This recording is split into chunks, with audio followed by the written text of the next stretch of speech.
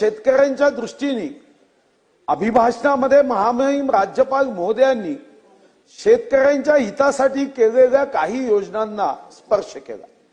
पण अध्यक्ष महाराज, आज महाराष्ट्रामध्ये आपल्या एकूण ग्रॉस स्टेट डोमेस्टिक प्रॉडक्टमध्ये कृषी क्षेत्राचं योगदान कमी आहे आणि 2011च्या लोकसंख्येनुसार विचार केला तर महाराष्ट्रामध्ये सर्वात मोठा रोजगार देणारा म्हणजे साधारणतः 4,55,00,000 रोजगार 2011च्या लोकसंख्येमध्ये आपण दाखवला, त्यापैकी 2,60,00,000 शेतकऱ्यांच्या शेतीवर अवलंबून आहे।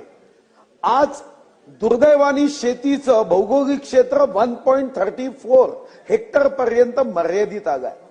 शेतकऱ्यांना सर्वात मोठी मदत ही शासनाच्या वतीने करावयाची असेल तर ती कर्जमुक्तीची आहे। त्याला पुन्हा एकदा या बोझ्यातून मुक्त केलं पाहिजे, या ओझ्यातून मुक्त केलं पाहिजे।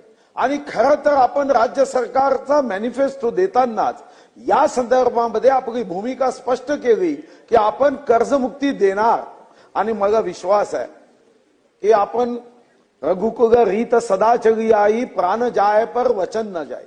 निवडणुकीच्या अगोदर जे आश्वासन आपण दिलं, हा प्रभू रामाचा जर देश आहे तर निश्चितपणे राजा हरिश्चंद्राच्या मार्गाने काहीही त्रास झाला तर चालेल, आपल्या अंगावरचे कपडे उतरले तरी चालेल, पण आपल्याला कर्जमुक्ती ही गरजेची आहे आणि 10 तारखेच्या अधिवेशनामध्ये ही कर्जमुक्तीची घोषणा निश्चितपणे होईल, हा माझी अपेक्षा आहे।